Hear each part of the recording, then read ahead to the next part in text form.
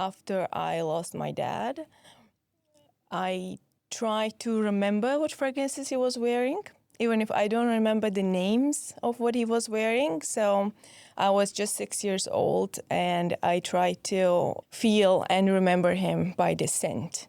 So, and it was like quite emotional for me, but because you can't remember a person visually at some point, especially if it is at young age. So I try to hold on to the memory through scent.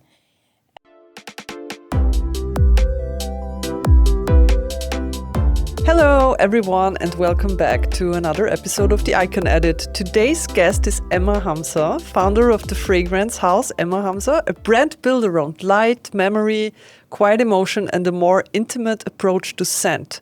In this episode, we will talk about the personal story behind her brand, how emotion and atmosphere can be translated into fragrance, and what it really takes to create a scent that people do not just smell but feel.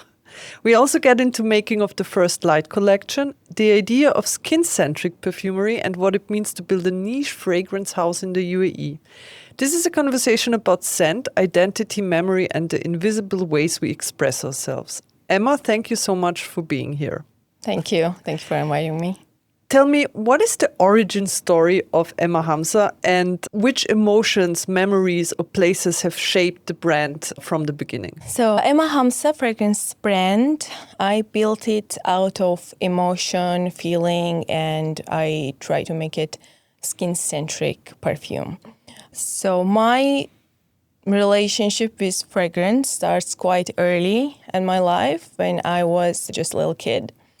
Okay, that's interesting. So, well, I had the family, like my mom and my dad were quite selective with their fragrances. And after I lost my dad, I try to remember what fragrances he was wearing, even if I don't remember the names of what he was wearing. So I was just 6 years old, and I try to feel and remember him by the scent.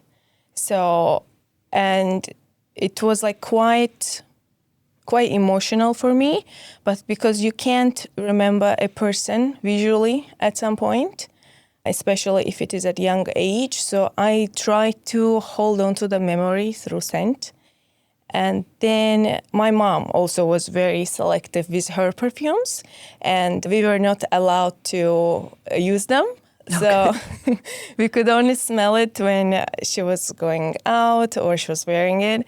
And then once I lost her, so I was checking her bottles and all that. So it was bringing me to the memory of having that person. So in general, I was quite like smelling everything type of kid. So I used to go around and try to smell everything almost. And then we grew up with my grandma. And once I went to university, so every time I was coming to visit her, I was getting her different perfumes. And she used to go meet her friends and like be proud about it. Like, Emma got it for me. Emma got this for me, you know? So at some point I was telling her like, listen, one day you will wear my own perfume that I will create. So basically, when I say it is inspired by people that I lost, and at the same time who has shaped me, like who I have become today comes with the memories and loss and emotion based on it. So last year, I lost my grandma, and I think that was the point of realization that what I could create to keep that memory. Because eventually the memory of visual of that person will fade away as well. Yeah. So that was my inspiration. But my 3 scents first light are not really like, oh, this is for grandmas, this is for mothers. Yeah. No, it's not that. It's just each scent is a personality of a person that when they wear it, it becomes one with them. That's so interesting, especially, oh my God, there's so much to unpack. So I think it's so interesting that you had this approach to scent from such a young age, which is very unusual. Also, that you knew from such a young age that you want to create perfumes and stuff like that. Yeah. But tell me how do you translate a memory into a scent? So I think everyone has different approach to fragrances. So we might have a certain period in our life that you have felt it from the family members or maybe at university or in different kind of period of your life. Like some smells that later on in your life when you smell them somewhere and you're like, oh, this reminds me of something. Yeah. So everyone has different approach when they choose their fragrances. And again, it can be a memory, it can be a moment, or it can be just they feel like, oh, this is me. Like how I was selecting my own fragrances before I created mine. Like when I am a niche buyer myself. So I cannot like if I go to, let's say, perfume store and I smell different scents and it never connected. I realize now while doing business, so it's actually there are trends, there is a commercial side of the perfume brands and all that. I'm learning it now. But I eventually was able to select my perfumes and they were all niche. So then I realized, okay, so there are people like me that are going to perfume store, to the mall or anywhere, and they are having this difficulty to find what they feel like, what they want to have on them. And again, it's about what is your intention by wearing perfume. So you want to express yourself with that perfume. You want to make an impression that people will not forget after you leave the room. Yeah. Or you can be like, oh, I'm in this mood today, I will wear this perfume today. Like it depends, again, on the people and how you feel and what you want to achieve with that, you know. What I'm always wondering about people who create perfumes is, when do you know when a fragrance is done? Yeah, that is quite intuitive, to be honest. And also, I'm quite spiritual person, always connected to myself. So I would say it's quite intuitive because during the process, when I was creating the scents that I wanted to achieve, so you have this feeling when you start. And throughout the process, and it is a long process, there's so many variations that you receive from your supplier, and you say, oh no, add this. So like even like one one drop changes whole scent and whole experience. So for me was when creating this, so I stick to that emotion and feeling how I started it. For example, Milk of Light. So Milk of Light is inspired by my mother, but it's very, very unique, sweet, but not edible sweet, milky. It has marzipan notes, so it's quite unique, and you feel like it has a coconut. A lot of people tell me, oh, it's very coconutty. I'm like, no, it's not. It doesn't even have coconut note. But the feeling it gives you, it's confidence, and you feel quite feminine, and at the same time you're strong, you're independent. So is that what you want to evoke in people emotionally? Yes. So you always think about, what do I want to... Yeah, what is the intention? So, for example, Milk of Light was that woman that feels confident, but at the same time she's feminine, she's soft, you know? And what kind of smell will make her feel that? So that's the emotion and feeling I hold on to in the beginning. Throughout the process with different variations, they were nice smells. Yeah. And then I was like, okay, but it's not that feeling. It's nice, it's beautiful. I had to let them go. So you start by the emotion when you create scents, and then you go from there, right? Yes, I go from there and I see, okay, is that giving me that feeling? Yeah. Or it changed? Do I feel I belong with the smell? Like, is it we are one? Yeah. You know? Or sometimes you feel like you wear a smell and it's like it's on you. Yeah. It's not with you. So it also changes, right? Because I guess there are times in your life where you like a certain scent, and then after that it's like, I don't like it anymore. That's the growth. So when we grow, like I liked different smells 15 years ago, 10 years ago. But I guess I still have like certain type that I go for. All-time favorites, I guess. Yeah, like different, like it can, but my first of light, for example, there are 3 different scents, but each of them is expressing me at different times, different moods. I usually wear Milk of Light because it's more me, but I wear Desire Skin too, and I wear Eternal Horizon even if it's masculine. But it is unisex masculine, but there are women, especially in leadership roles and in strong positions, in corporate world, they love Eternal Horizon. And I wear Eternal Horizon also because I work also in corporate world same time, but I wear it occasionally. That's so funny that I heard that from a lot of women that when they are in these roles, that they wear more masculine perfumes. Yeah. That's funny. Because that signals something. Expresses yourself. That expresses yourself. You feel more aligned with that scent. You feel like, okay, this is who I am right now. You feel strong, it boosts it. So what does skin-centric perfumery mean in practice? Because for me, it's hard to grasp what that means. Okay, so skin-centric perfumery, what we mean is in general, so there are perfumes that you wear to impress others. Skin-centric perfume is you don't want to impress people. You want to feel you. So that's where skin-centric perfumery comes.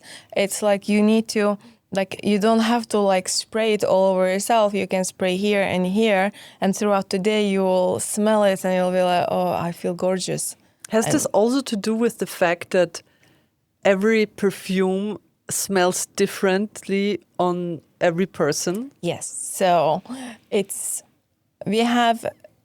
of us has different chemistry in the body.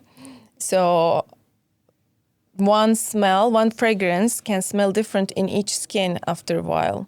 Yeah. Like in my skin, all the fragrances, they evaporate. Even if they are the most long-lasting, like my perfume is Extra de Perfume, and it lasts like 10 to 12 hours at least. But in my skin, none of the fragrances stay. Like, I think it's the same for me. It's the same for me. It just doesn't stay. Like 5 minutes, it's like, oh, I can't, So that's why I prefer to put it on my clothes. So like, and it's hair. there. And the hair, yeah. Yeah, That's so interesting. How does that influence how you approach your process of creating perfumes when it comes to choices, intensity, longevity, and how the scent works through the day? Because as you said, for you, it only lasts a few. So is this something that you pay special attention to when you create a scent? Yeah, so we live in the UAE, which is there's a very strong perfume culture here. Yeah. It is like part of our daily routine, basically, So people here, they understand perfume and they can appreciate the quality and every detail about it and how they feel about it, So how I chose today, for example, is like how I want to feel in this podcast when I speak my truth. So I want to feel myself. Yeah. I want to feel feminine, same time strong. I haven't gone through a lot in life, but at the same time to be able to speak up, and it makes me confident. That's where, and I need to be feminine also. Like in this here, like I cannot wear Eternal Horizon and be like, I mean, you could, but yeah. So that's not what I choose today. The energy, So, do you put on perfume every day? I do, depending on what you're doing. Yeah, in the morning I put in the morning, even if I'm at home and I will not leave home. Okay, yeah, that's funny. I had a podcast guest here. She was a luxury travel advisor, and we were talking about luxury. And she said that luxury is going into the direction to being more quiet. Do you feel that with scent it's happening as well? That it's more subtle now and intimate, more than like bang, here I am. Yes. So this is what is happening right now in the world. I think we are so disconnected from ourselves, past 10, 20, maybe 30 years, because we have fast lives, we have busy lives, and we want to feel connected to ourselves. So that's why when I created First Light, I didn't want to be trendy. I didn't want to go for volume. I wanted to go for that specific feeling that I want that people will feel, like to give them space to feel themselves, and they're not supposed to be told, you have to feel what you want to feel. Like if I feel certain feeling when I wear a perfume, you might not feel the same way, and it's okay. So right now, there are people still going for trends and selecting the choices as trends, but as like luxury wise, we go for quiet. We go for more. We want peace, Yeah. Peace in our mind, peace in our lives. So That's such a good analogy. You mentioned that in the UAE there is a very strong cultural presence of scent and perfume. yes. Would you say it's easier to build a fragrance brand in the UAE or harder because there's obviously more happening and there are more brands and people who try to bring their product to the market? Well, building a perfume brand in the UAE is quite interesting. The points that you made is absolutely valid because it is huge market here, a lot of choices. And I had my doubts in the beginning when I was creating, but the intention behind it, so that made me feel, okay, what you want, like what I want, to give that space to people. They feel with perfume, they feel that, when they smell it, they say, this is me. Mm-hmm. Like there are some people immediately, they feel desire skin. They're like, this is me, because desire skin is quiet and it's citrusy, it's light, like daily also you can wear it. So they're like, this is so me. And that's the reaction I want to create in people. But here, obviously, it's challenging. But my lesson, what I learned, is you stick to your truth and your intention. And if you follow that, and honesty around it, and everything just comes with it. Honesty is such an important factor because when I hear honesty, especially when it comes to product, I also hear transparency, which means where do you source your elements from? And you said that you design your perfumes with or in France, right? Yes. And you craft them here, but how does that combination work? Is it still true that the French have the best sources when it comes to fragrances and scents? Yes. Yeah. Yes. I work with a fragrance house from France, where they source our perfumes basically, but we do craft it here. And I wanted to be part of the process while being here. That's why I didn't want everything to be done in France. Yeah. But as French perfumes are the most not long lasting, like again, it depends on the concentration of each perfume, but they know what they're doing. So That's so good. We were talking about why people choose perfumes and I guess some people want to mask their identity with something very strong, and I think that happens as well. Yeah. But do you feel that people choose fragrance more to express their identity, to create a certain mood in other people, or more to hold on to memory? Like from the feedback that you get. Yeah, so again, there are so many different people and different approaches. What is your intention? Like, it's very individual. The people around me that my friends and my surrounding, when they smell perfumes, also because they know the story of it. Yeah. A lot of people, when they buy perfumes, they don't. But that's the difference between general perfume buyers and niche perfume buyers. Usually niche perfume buyers want to know the story behind it. They Yeah. want to feel, what feeling it gives me. And then, because they don't buy immediately, they select and they take their time. So it's not that broad market if you are building a brand. But this is what I'm aiming for, because that is how I am. Yeah. And can I give this to these people? That Yeah. feeling, the space, But yeah, there are people, they wear perfume just to impress themselves. Yeah. And there are people that they just want to not impress themselves, impress everyone they want to. Or they just want not to be noticed and just to have it in them and to feel good about themselves.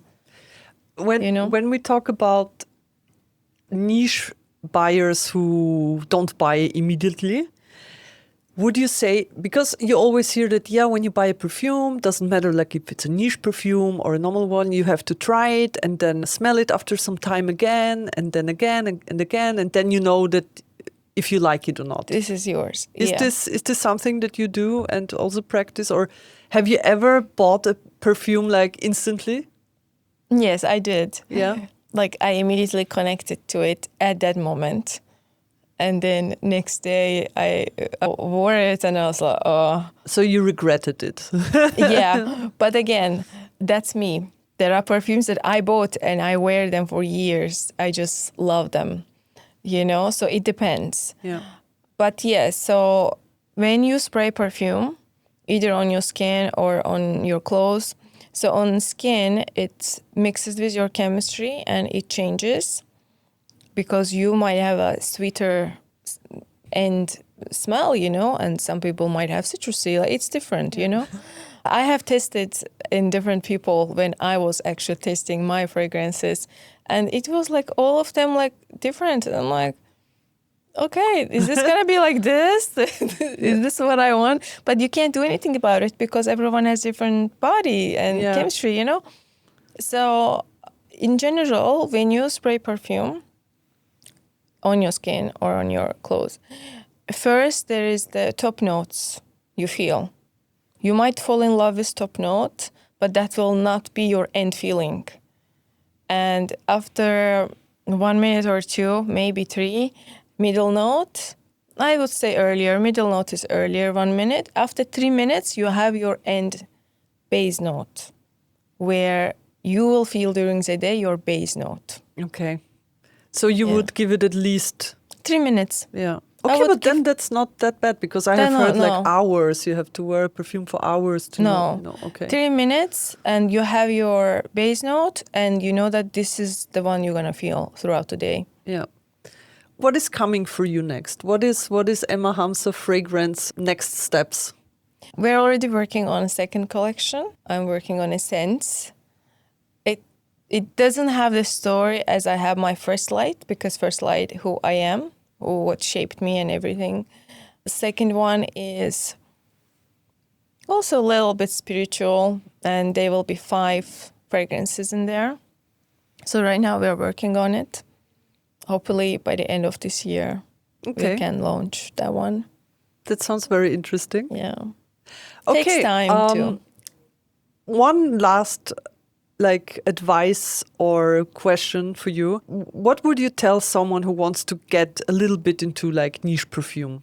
You mean business-wise? Not business-wise, as a customer, as a buyer. Where would I start? Because as you said, the market is so big. What do I do? Where do I go? How do I find out what I like?